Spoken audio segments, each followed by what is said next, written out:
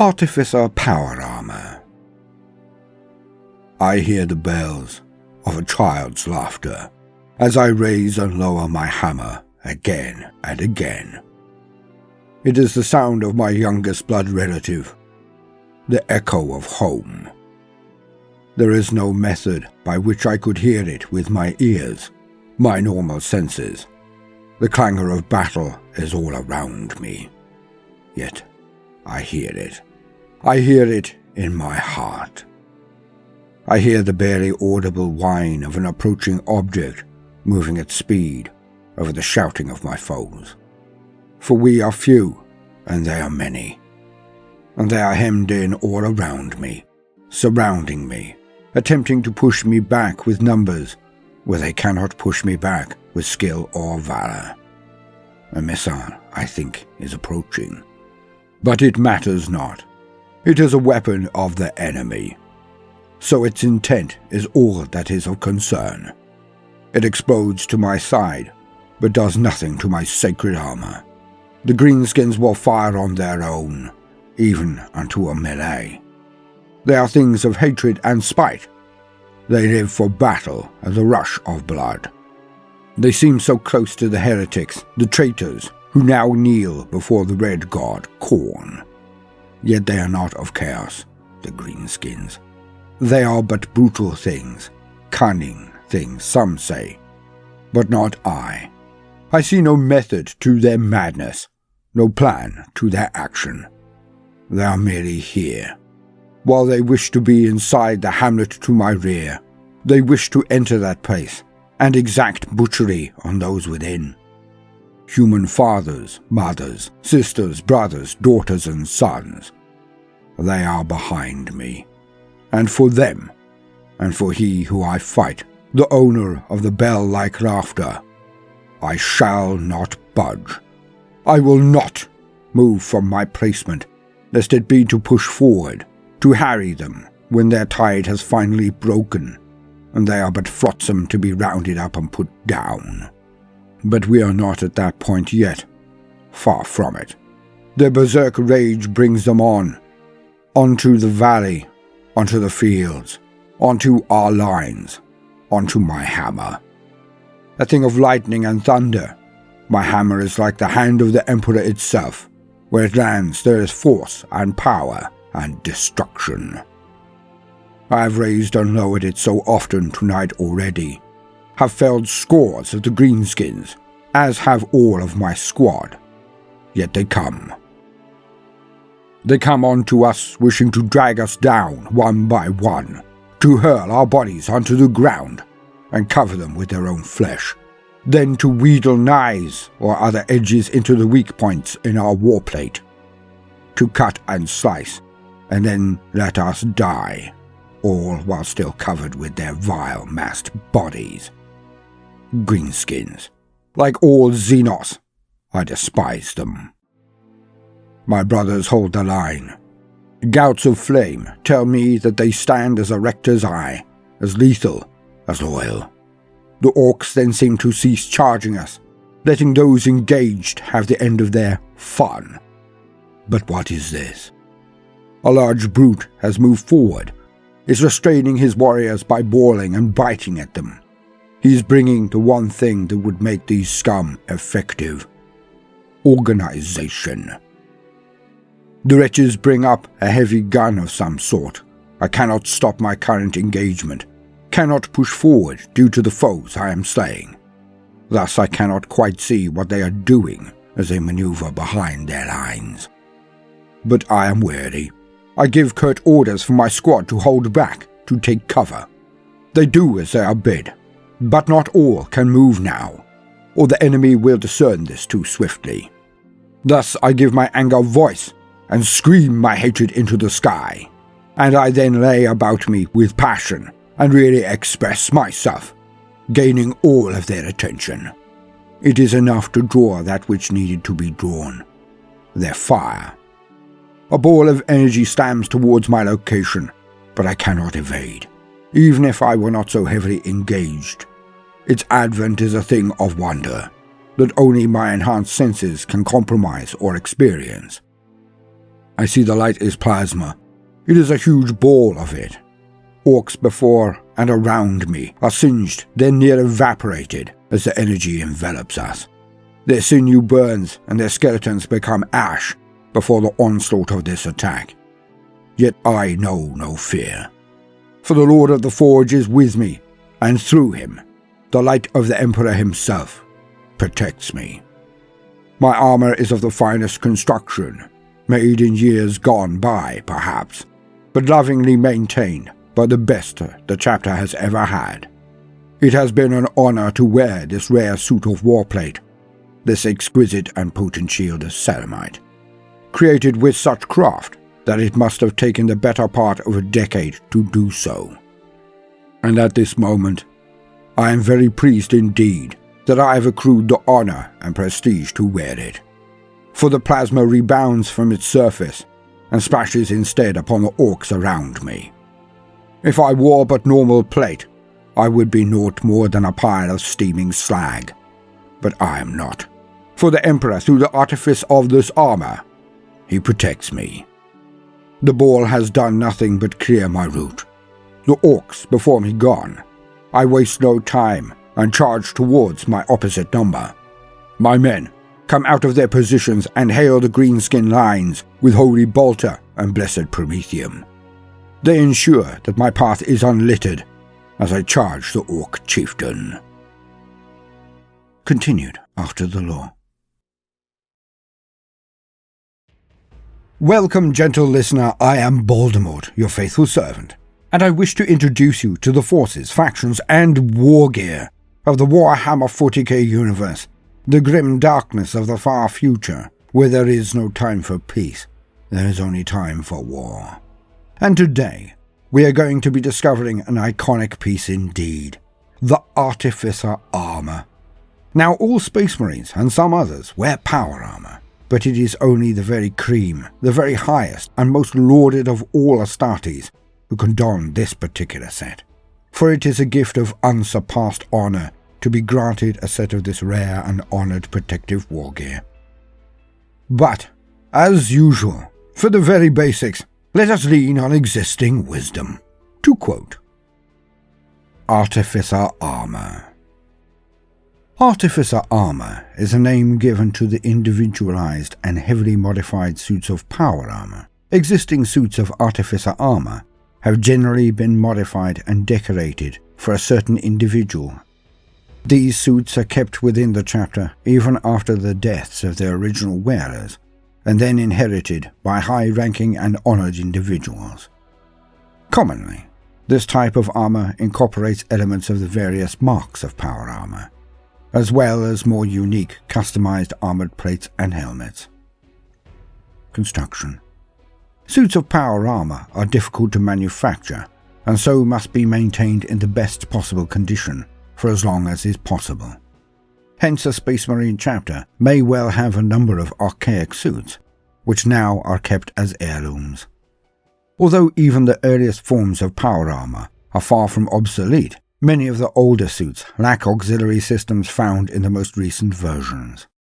To maintain, repair, and upgrade suits so that they can carry the latest systems, the chapter's Tech Marines and Artificers have to constantly work on all of the suits that a chapter owns.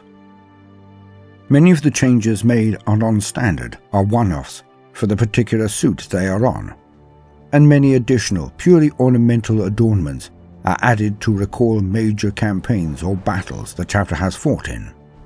In time, suits become encrusted with unique decorations and individual upgrades and become known as Artificer armor. Because of these heavy modifications, Artificer armor is often highly superior to newer suits as standard issue warplate, and afford much better protection. Nevertheless, Artificer armor is priceless to a chapter, and wearing it is not undertaken lightly, for it cannot be replaced if it is lost. Only the greatest heroes are entitled to wear such armor on the battlefield, and when a Space Marine does, it is often as a symbol of his martial prowess as well as protection, and may even be chosen over Terminator armor if it is available. However, the Salamanders chapter create more Artificer armor than any other chapter, due to their trained skill as craftsmen. The Space Marines of the Adeptus Astartes hold the largest number of suits of power armor that could be classified as Artificer. But numbers of suits of similar quality have been acquired by high-ranking members of the Inquisition, who often collect such items in their line of work. Footnote. Now this may be how most Artificer armor has been developed over the age of the Imperium, but it is not entirely accurate anymore. For there is the most august form of Artificer armor. This is not cobbled together with older suits of warplate, or modified until it bears little resemblance to the base form. This is the work of one or two of the Adepts of Mars, or the Tech Marines themselves.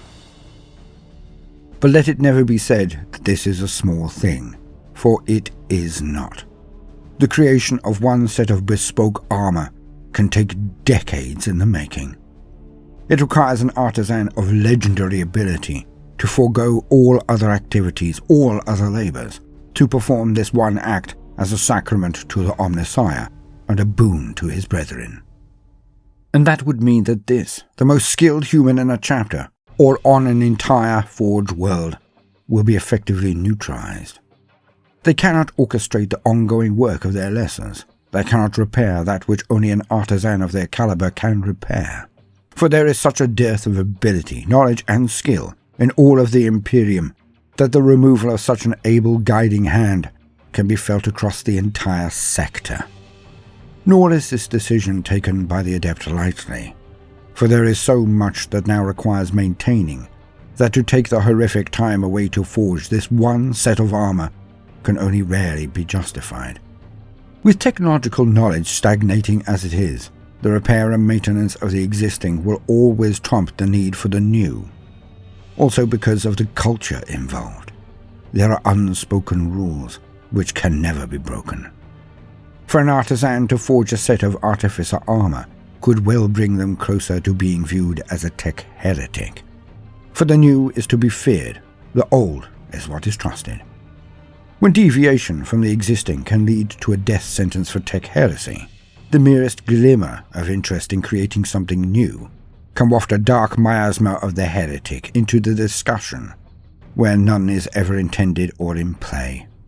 Thus for this reason, the creation of new and utterly bespoke armor remains almost exclusively with the skilled forge masters who create the armor of the Custodian Guard, the 10,000, who all have Artificer armor, and of Auramite.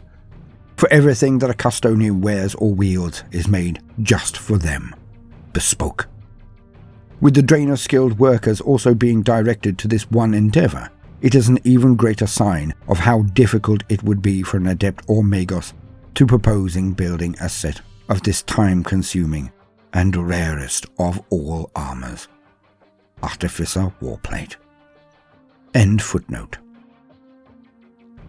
End quote. As usual, the words are stark and descriptive, but they do not actually tell even a portion of the story. Not really. Hence this sight, if I'm honest, this labor of love. For one cannot fully grasp the incredible honor that it is to be awarded the right to wear such rare and precious armor. It is so much more than just a gold star one might hand out to a good boy, or even an award of upgraded and more effective armor. For none can be given the right to wear Artificer armor. It must be earned. It must be taken. Hard fought over decades and even centuries of steadfast exceptional bravery and ability. And this is nothing to scoff at. It is no mean feat, for people often forget that all Astartes and Primaris, all Space Marines, are legendary warriors. One must be a blazing star among shining lights to earn this right. The actions they must perform, the feats achieved, the honor and glory accrued, would make an epic bard swoon at the material for the retelling. For to wear Artificer armor is not just an honor, it is a sign. It means that all that see this man, all who witness them just with their most cursory view, will know instantly and unmistakably that they stand before one of the very heroes of the Imperium, a legend amongst heroes. But more than this, so much more. It means that they are the ones that show the way. They are the ones who stand when even their brother Astartes falter. The mere presence of one of these paragons of humanity has been known to stiffen the lines, to bring hope where there is desolation, to rekindle the will, the fighting spirit, to snatch victory from the jaws of inescapable and inevitable loss. For their construction is so rare now as to be near mythical, as the skill and experience, knowledge and wisdom required to craft their making has slipped from the grasp of humanity. Only rarely is such a thing possible. So each set is an heirloom of the chapter, of the Space Marines, of the Imperium, and of humanity as a race entire. When a warrior who wears this armor passes and takes his place at the side of the Emperor, then it can only mean that the greatest and most doleful of all bells is struck. For when a hero of the Imperium dies, the bell of lost souls will be rung. But for this, we shall return at another time. Just know that it is of such import that when the bell of souls is struck, that the echoing chime brings lament across the entirety of Holy Terra, and to the Imperium greater. For a true hero of humanity has passed, and the entire race is lessened by their passing. So to see a man or woman, be they Astartes, Inquisitor, or anyone else, wear a set of this rare armor is a wonder to behold. Many will bow, if not get down on their knees to sing homilies of thanks that such a human is present.